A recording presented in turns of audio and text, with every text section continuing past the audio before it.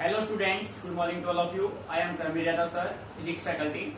Dear student, in our previous lecture, we discuss about circular motion. बेटे circular motion में आज हम study करेंगे अपना new topic centripetal acceleration and expression for centripetal acceleration. बेटे अब जो टॉपिक आप करने जा रहे हैं ना, ये मान लीजिए सबसे इंपोर्टेंट टॉपिक है सर्कुलर मोशन का। ठीक है, सेंट्रीपिटल एक्सेलरेशन क्या होता है, what is the expression for centripetal acceleration. ठीक है, सो राइट डाउन हेडिंग बना लीजिए सभी बच्चे, सेंट्रीपिटल एक्सेलरेशन। ठीक है बेटे, जो सेंट्रीपिटल एक्सेलरेशन होगा, आपने देखो कल हमने एक टॉपिक सोल्व किया था, हमने क्वेश्चन किया था show that uniform circular motion is an accelerated motion. बेटे जब कोई भी बॉडी सर्कुलर पाथ डिस्क्राइब करता है तो उसका मैग्नीट्यूड कांस्टेंट होता है, but direction of velocity continuous क्या होता है, चेंज होता है। ठीक है, सो हम ये कह सकते हैं the centripetal acceleration is due to the centripetal acceleration is due to the change in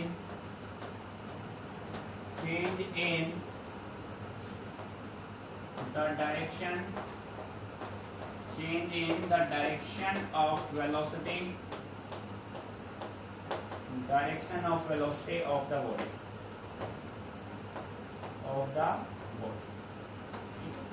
बेटे आपने प्रैक्टिकली चेक किया था कि जब कोई भी बॉडी सर्कुलर मोशन में रहता है तो उसका मैग्नीट्यूड ऑफ वेलोसिटी कांस्टेंट रहता है, but direction of velocity continuous क्या होता है, चेंज, जिसकी वजह से आप कह सकते हैं कि यूनिफॉर्म सर्कुलर मोशन कैसा मोशन है, एक्सेलरेटेड मोशन है।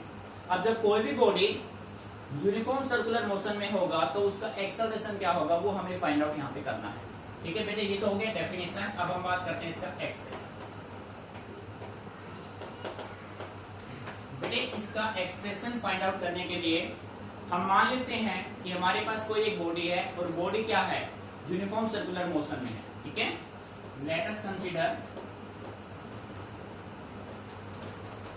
Consider a body in uniform Let us consider a body in uniform circular motion. In uniform circular motion with speed v,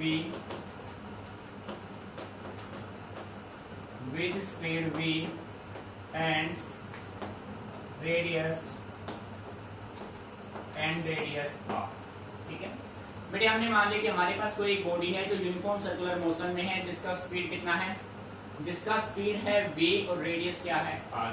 तो ये कंडीशन मैं यहाँ पे मेंटेन कर लेता हूँ, आप समझिए। आप ये देखो बेटे, अच्छे समझना है। हमने मान लिया कि अपने पास ये कोई एक बॉडी है जो यूनिफॉर्म सर्कुलर मोशन में है। ठीक है बेटे, ये हो गया इस बॉडी का सेंटर, ये मान लिया सेंटर। ठीक है, नहीं समझ में आ रहा है। और इस पॉइंट को मैंने नाम दे दिया a। इस पॉइंट को क्या नाम दे दिया मैंने, a। और बेटे यहाँ से हम यहाँ तक आए, जो इसका रेडियस डिस्क्राइब करेगा, और इस पॉइंट का नाम मैंने दे दिया P। बेटे मैंने आपका डायग्राम को आपको अच्छे समझ लेना है। भाई P पॉइंट से बॉडी ने अपना जर्नी स्टार्ट किया, तो इस बॉडी का जो वेलोसिटी है बेटे वो क्या हो गया, v1। P पॉइंट पे वेलोसिटी ऑफ बॉडी क्या है, v1। अब इस बॉडी ने ये जर्नी स्टार्ट कवर किया और बेटे ये यहाँ पे एक सेकंड पॉइंट Q पे आ गया। ठीक है, और Q पॉइंट पे इस बॉडी का जो वेलोसिटी है वो बन गया v2। बेटे बात समझ आ रही है। ठीक है, और ये इसका क्या रहेगा, ये भी इसका रेडियस वेक्टर रहेगा, r रहेगा। और बेटे कितना एंगल डिस्क्राइब करेगा, this describe del theta. Meaning समझ में आ रहा है। पहले आप यहाँ पे गए, फिर आप यहाँ से यहाँ गए, और फिर आप यहाँ से यहाँ गए। बेटे मीनिंग अच्छे से क्लियर हो रहा है। यानी इसी को मैं मॉडिफाई करके ऐसे नोट कर सकता हूं कि भाई मेरे पास एक पॉइंट था A। बेटे मेन है डायग्राम, जिस बच्चे ने डायग्राम को अच्छे से स्टडी कर लिया उसको फिर कोई प्रॉब्लम नहीं होगी। A से मैंने अपना जर्नी स्टार्ट किया और मैं पॉइंट P पे चला गया, और A से P तक मैंने कितना डिस्प्लेसमेंट कवर किया, v1। कितना किया बेटे, v1। ठीक है, फिर P पॉइंट से मैं चला गया पॉइंट Q पे, किस पे चला गया, क्यू पे। ए से पी और पी से बेटे कहाँ गया मैं, क्यू आ गया। ठीक है, ए से पी से मैं कहाँ गया, क्यू, और फिर ए से मैं कहाँ चला गया, क्यू चला गया। इस और एंगल मैंने डिस्क्राइब कितना किया, डेल थीटा। तो डियर स्टूडेंट ये हो गया V2, तो बेटे ये क्या आएगा, ये आएगा आपका डेल V। तो प्यारे बच्चों ट्रायंगल लो आपको दिखाई दे रहा है, ए से पी से क्यू, और ए क्यू आपको क्या दे रहा है, रिजल्टेंट। हमने सेकंड यूनिट में स्टडी किया था ट्रायंगल लो और parallelogram law of vector addition. बेटे ट्रायंगल लो ये कहता था, if two sides of a triangle are taken in same order then the resultant is given by third side which is taken in opposite order।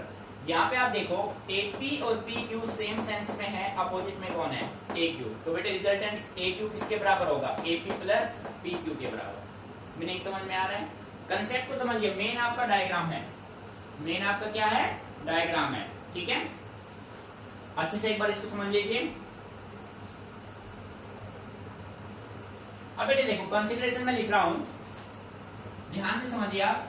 Late at any time t, let at any time t the body is at point p। बेटे t time पे अपना body कहां पे है, p point पे है। ठीक है, and in time t plus del t। बेटे small time interval del t plus dt में the body is at point q। बेटे बात तो समझो भाई, t टाइम पे अपना जो बॉडी है वो कौन से पॉइंट पे है, p पॉइंट पे है, और t प्लस dt टाइम में ये बॉडी p पॉइंट से कहां पे आ गया बेटे, q पॉइंट पे आ गया। मीनिंग समझ में आ रहा है ना, कंडीशन यही है। ठीक है, और इसका जो रेडियस वेक्टर है बेटे वो कितना एंगल डिस्क्राइब कर रहा है, del theta. So we can say write its radius vector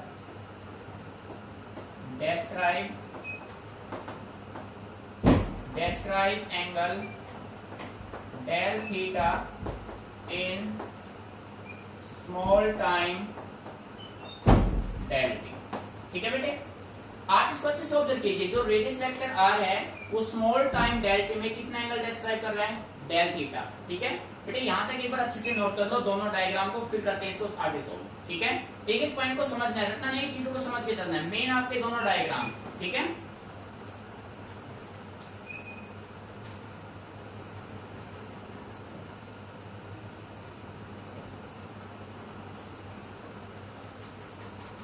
यहाँ पे बात समझ में आ रही है। अब देखो भाई, इसके बाद मैं मान लेता हूं late v1 be the velocity at point P and v2 at point Q। ठीक है बेटे, P पॉइंट पे वेलोसिटी v1 है और Q पॉइंट पे वेलोसिटी क्या है, v2 है। यानी ये v1 हो गया, ये v2 हो गया। बात समझ आ रही है। अब ये आपने ट्रायंगल लॉ यहां से फॉर्म करना है। अब ट्रायंगल लॉ में AP और PQ सेम डायरेक्शन में है, अपोजिट में कौन है, AQ। ठीक है, तो डियर स्टूडेंट यहाँ पे मैं यूज कर रहा हूँ triangle law of vector addition. तो यहाँ पे मैंने नोट किया फ्रॉम फिगर, बेटे पूरा फोकस बोर्ड पे रखिए। From figure using triangle law of vector addition, using triangle law of vector addition. तो बेटे ट्रायंगल लॉ क्या कहता है, इसमें देखो ट्रायंगल लॉ की अगर हम बात करें तो आपके पास रिजल्टेंट कौन देगा, AQ। AQ is equal to AP plus PQ। बेटे बात को समझिए ध्यान से, AP प्लस PQ अपना किसके बराबर होगा, AQ के बराबर। तो मैं कह सकता हूं V2 is equal to V1 plus del V। बेटे मीनिंग समझ में आ रहा है। अब यहां से आप डेल V की वैल्यू फाइंड आउट कर दो। डेल V अपना किसके बराबर होगा, V2 माइनस V1। बेटे ये कंडीशन समझ में आ रही है। ये रिजल्ट कहां से ऑब्टेन हुआ, ये रिजल्ट अपना इस फिगर से एक्सप्लेन हमने किया है with the help of triangle law of vector addition. बेटे यहां से कोई प्रॉब्लम नहीं है ना। अब देखो नाउ फ्रॉम फिगर से देखो बेटे एंगल किसके बराबर होता है? एंगल आपका इक्वल होता है arc upon radius. Angle is equal to arc upon radius. बेटे एंगल कितना डिस्क्राइब किया हमने? Del theta, radius del V. ठीक है, देखो ना ये तो एंगल डेल थीटा, रेडियस अपना कितना है? रेडियस अपना v1 और v2 है और डेल वी अपना क्या है? आर्क है। ठीक है, सो एंगल हो गया del theta is equal to arc अपने पास हो गया डेल वी और बेटे रेडियस कितना हो गया? रेडियस अपने पास हो गया AP is equal to PQ। Radius मैं यहाँ पे मान लेता हूँ V। क्या मान लेता हूँ? V। और यहाँ पे मैं नोट कर देता हूँ, यहाँ पे मैं लिख लेता हूँ let V1 is equal to V2 is equal to V। बेटे इस लाइन पे ध्यान देना, हमने V1 और V2 दोनों को किसके इक्वल मान लिया? V के इक्वल। तो फिर मैं इसको क्या राइट कर सकता हूँ? V। मैंने कहा है समझ में? डेल थीटा अपना किसके बराबर हो गया? Del theta equal to del V upon क्या हो जाएगा? V हो जाएगा। सो बेटे यहाँ से डेल V किसके बराबर हो जाएगा? डेल V अपना हो जाएगा डेल थीटा, या आप ऐसे कह सकते हो V इंटू डेल थीटा। यहां तक कोई प्रॉब्लम है? और इसको मैंने मान लिया इक्वेशन फर्स्ट। ठीक है, मैंने कहा समझ में? Del V is equal to V into del theta, ये अपने पास यहाँ तक कंडीशन मेंटेन हो चुका है। ठीक है बेटे, अब जो इक्वेशन फर्स्ट आपका आया है, इस इक्वेशन फर्स्ट को मैं डिवाइड कर देता हूं डेल टी से। Now divide by del T.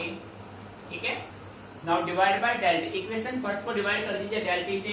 तो डियर स्टूडेंट ये आपका बनेगा del v upon del t is equal to V as it is del theta upon del T.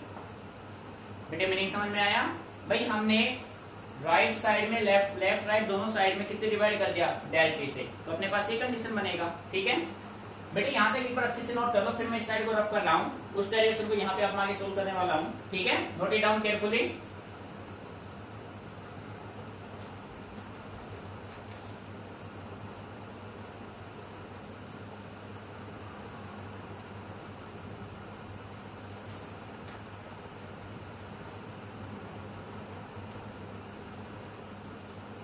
ठीक है भाई, यहां तक बेटे इसको मैं रफ कर रहा हूं। अब ध्यान दीजिए, अब देखो भाई बेटे ये सब करने के बाद, यहां तक करने के बाद अब मैं यहां पे लिमिट ले लेता हूं। Taking limit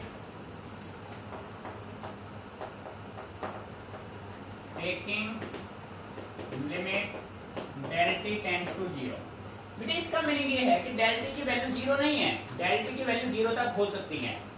del t tends किसको कर रहा है? 0 को। इसका मतलब डेल टी की वैल्यू 0 पुट नहीं करनी है, डेल टी की वैल्यू 0 तक हो सकती है। तो यहाँ पे आप पुट कर दो लिमिट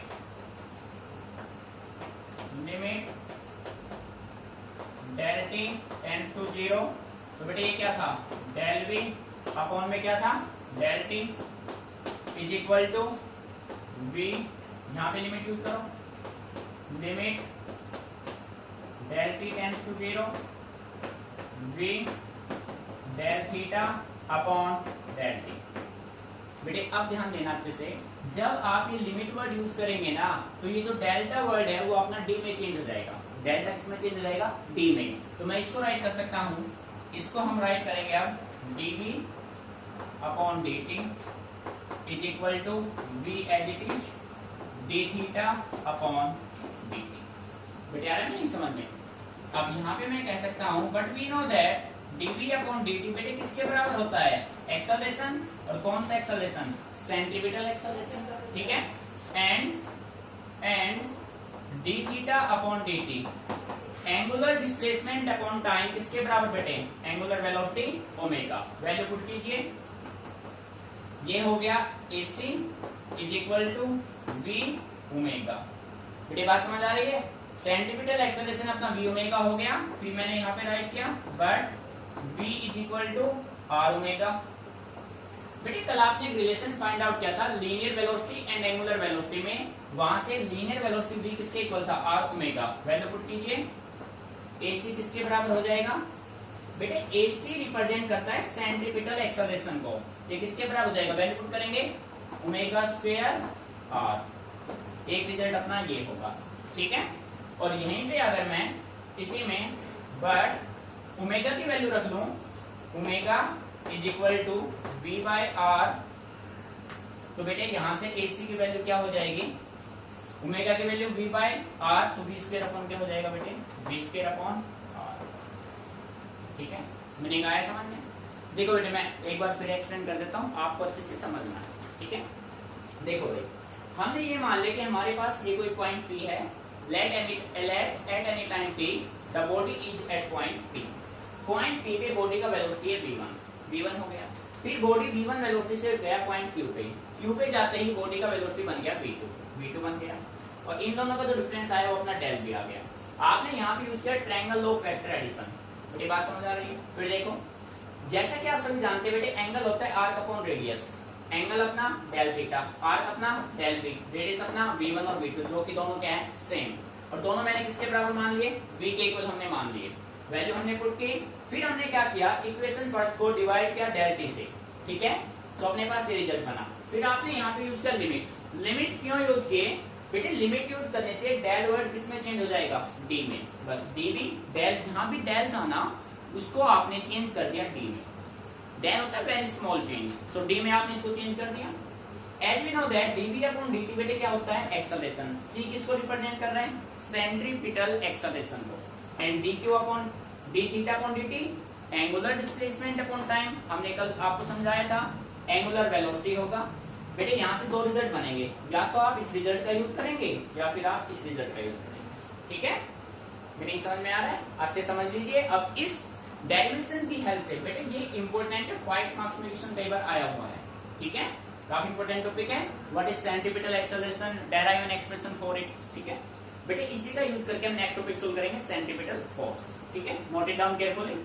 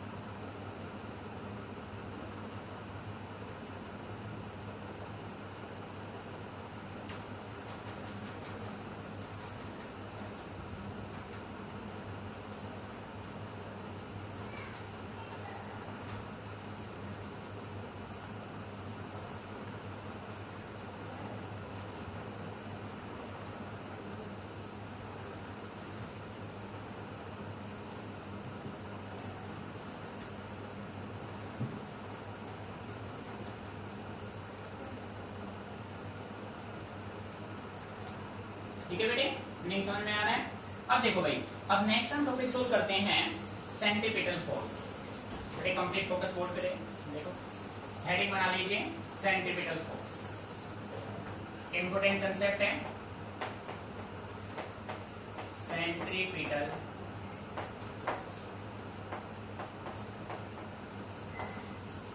बेटे। किसी भी बॉडी को समझना काफी इंपोर्टेंट कंसेप्ट है, डेली लाइफ में आप यूज ले रहे हैं इसका। किसी भी बॉडी को सर्कुलर पाथ में रहने के लिए एक नेसेसरी फोर्स का रिक्वायरमेंट होता है, that necessary force is said to be centripetal force, और शॉर्टकट में आप इसको यूज करेंगे CPF। काफी इंपोर्टेंट फोर्स है बेटे। आप देखते हैं अपना जो साइकिल होता है, साइकिल का व्हील रोटेट करता है, गाड़ी का करता है, कोई भी व्हीकल है उसका व्हील रोटेट करता है, वो सर्कुलर मोशन में क्यों है, उसके पीछे रीजन है बेटे, उसको एक नेसेसरी फोर्स मिल रहा है, वो फोर्स कौन सा है, सेंट्रीपिटल फोर्स, ठीक है। सो डेफिनेशन में कह सकता हूं CPF centripetal force is the necessary force required to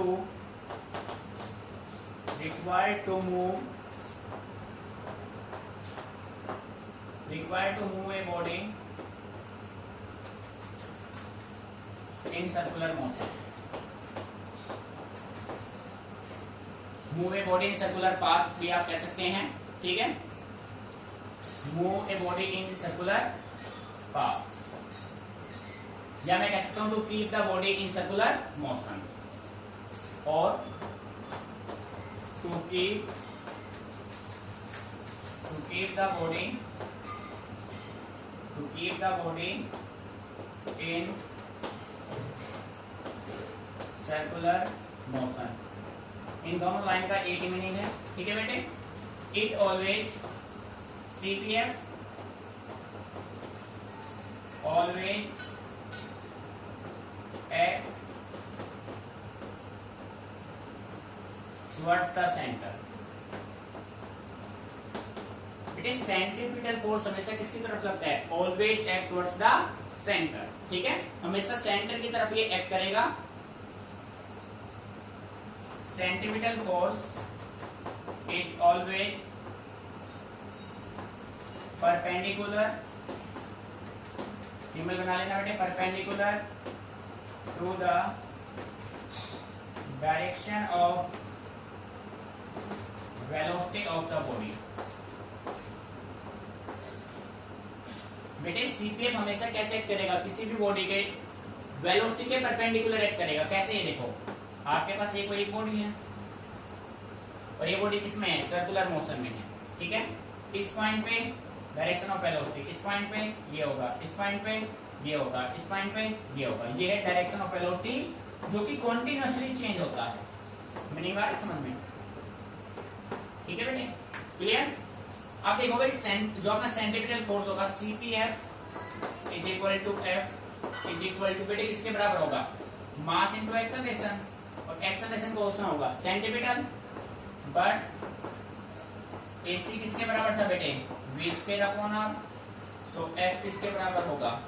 M V square upon R, और we can say that F is equal to M omega square R।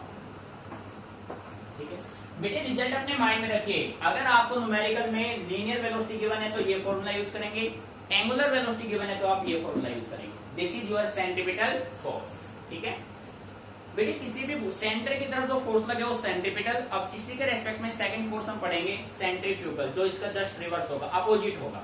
ये सेंटर की तरफ तो वो सेंटर से अवे, ठीक है। Note it down carefully.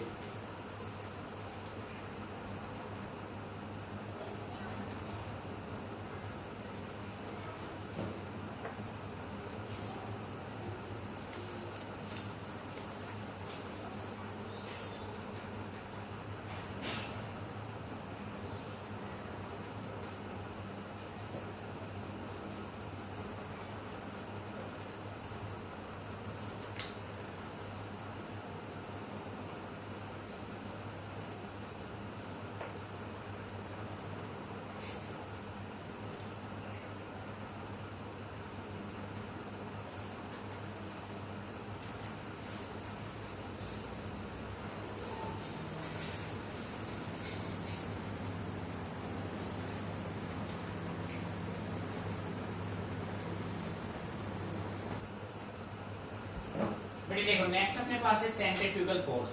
बेटे सेंट्रीपिटल फोर्स के जस्ट रिवर्स जो फोर्स अपना बनेगा दैट इज सेंट्रीफ्यूगल फोर्स, ठीक है। सेंट्रीपिटल एक्ट करता था टुवर्ड सेंटर, सेंट्रीफ्यूगल एक्ट करेगा away from centre. Just reverse process होना है। देखो बेटे, it is a pseudo force which comes into play when the observer is in rotating frame of reference and it acts along the radius away from the center। बेटे देखो centrifugal force कब अपना role play करेगा? देखो basically एक pseudo force है, काल्पनिक, ठीक है। ये एक स्यूडो फोर्स है बेटे, और ये फोर्स कब होगा? जब body rotating frame of reference में होना चाहिए, यानी कि बॉडी रोटेशन इफेक्ट में होना चाहिए, और ये रेडियस के साथ अलोंग लगेगा, act along radius and away from centre. जैसे बेटे आप बेसिकली यूज करते हैं वॉशिंग मशीन। वॉशिंग मशीन किस पे काम करता है? वॉशिंग मशीन में जो फोर्स काम करता है सर्कुलर मोशन में, दैट इज सेंट्रीफ्यूगल फोर्स, ठीक है। बात समझ आ रहा है? जो अपना फैन है, रोटेशनल इफेक्ट है बेटे, जो अपना व्हील ऑफ व्हीकल वो किस पे काम करता है? सेंट्रीपिटल पे। और वॉशिंग मशीन किस पे काम करता है? सेंट्रीफ्यूगल पे, ठीक है। तो आप ये कह सकते हैं, ये कंडीशन होगा। ये देखो, ये कोई बॉडी था, ये इसका सेंटर। तो बेटे ये रेडियस के अलाउंग यहाँ पे जो फोर्स लगेगा वो आपका होगा सेंट्रीफ्यूगल, और इधर जो फोर्स लगेगा वो होगा आपका सेंट्रीपिटल। सेंटर की तरफ लगने वाला सेंट्रीपिटल, सेंटर से अवे लगने वाला सेंट्रीफ्यूगल। बेटे इनके मैथमेटिकल रिजल्ट में कोई चेंज नहीं होगा, मैथमेटिकल इनका सेम रहेगा, mv²/r और CFF is equal to m⍵²r। बात समझ आ रही है? इनके रिजल्ट सेम है बट इनके डायरेक्शन अपोजिट हैं। एक का डायरेक्शन टुवर्ड सेंटर है, दूसरे का डायरेक्शन अवे फ्रॉम सेंटर है। ठीक है, एक बार इसको नोट कर लीजिए, फिर नेक्स्ट टॉपिक पे चलते हैं।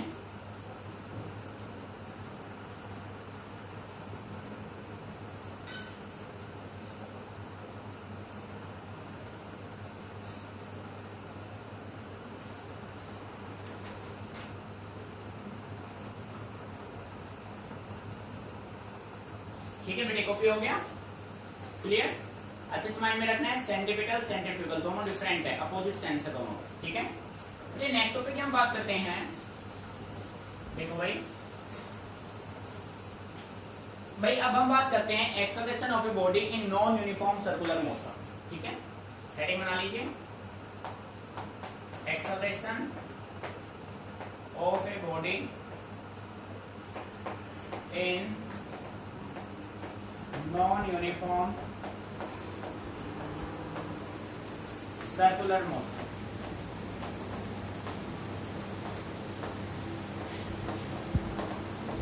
देखो बेटे ध्यान, डियर स्टूडेंट, जैसा कि आप सभी जानते हैं बेटे, सर्कुलर मोशन बॉडी अगर हम यूनिफॉर्म मोशन की बात करें तो बॉडी कांस्टेंट स्पीड से काम करता है, कांस्टेंट स्पीड से रोटेशन लेगा। बट नॉन यूनिफॉर्म में मैग्नीट्यूड डायरेक्शन दोनों में क्या होंगे, चेंज होंगे विद रेस्पेक्ट टू टाइम। ठीक है, so we can say right in non uniform circular motion, in non uniform circular motion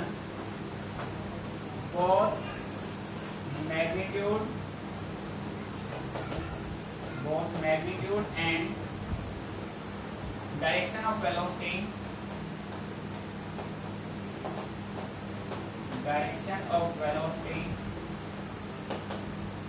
changes with time,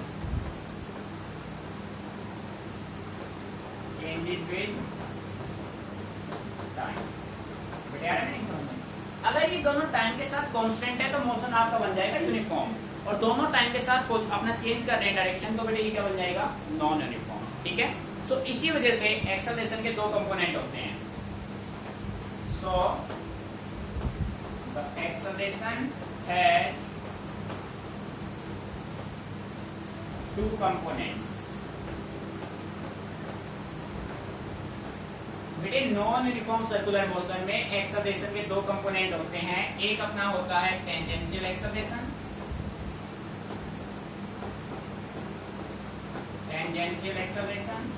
और बेटे सेकंड अपना होता है रेडियल एक्सेलरेशन।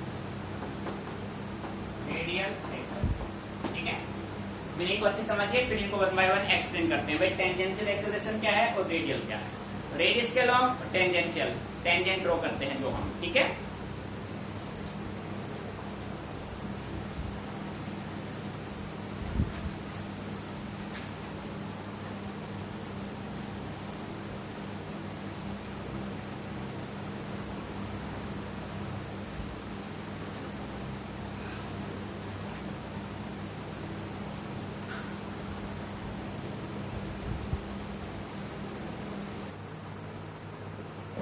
देखो अब हमने बात की, जैसे हमने कहा था नॉन यूनिफॉर्म सर्कुलर मोशन में जो आपका एक्सेलरेशन है वो दो कंपोनेंट पे डिवाइड होता है, एक होगा टेंजेंशियल कंपोनेंट, एक होगा रेडियल एक्सेलरेशन। ठीक है बेटे, टेंजेंशियल अपने नाम से इंडिकेट कर रहा है आपको किसके अलोंग, टेंजेंट के अलोंग, रेडियल रेडियस के अलोंग। देखो it is due to the change in the magnitude of velocity, magnitude of velocity and is tangent to the circular path of the body. ठीक है बेटे, टेंजेंशियल रहेगा उस पे, tangent जैसे कोई भी सर्कुलर पाथ है, उस सर्कुलर पाथ में आप जो भी टेंजेंट ड्रॉ कर देते हैं, जैसे ये आपने टेंजेंट ड्रॉ कर दिया, ये आपने टेंजेंट ड्रॉ कर दिया, ये सभी क्या इसके टेंजेंट्स है। ठीक है, इसका जो मैथमेटिकल रिजल्ट आपका होगा वो आपका होगा AT stands for tangential acceleration is equal to dv by dt। बेटे सेकंड आपका बनेगा रेडियल। रेडियल में आप सेम कह सकते हैं जो आपका सेंटीमीटर एक्सेलरेशन है वो, तो मैं ये कह सकता हूं it is due to the change in the direction of velocity. बेटे यहाँ पे ऑफ है, direction of velocity of the body and act along the radius towards the centre. अब बेटे अपने जो रिजल्ट बने थे सेंटीमीटर एक्सेलरेशन आप प्रूव कर चुके हैं, उसका रिजल्ट अपना ये था v²r और ω²r। ये कैसे आए वो आप एक्सप्रेस ऑलरेडी कर चुके हैं, ठीक है। तो बेटे नॉन यूनिफॉर्म मोशन की हम बात करें तो दो टाइप बनेंगे, एक आपका टेंजेंशियल, दूसरा बनेगा radial. So dear student, acceleration topic काफी इंपोर्टेंट टॉपिक है, इसको अच्छे से आपको स्टडी करना है।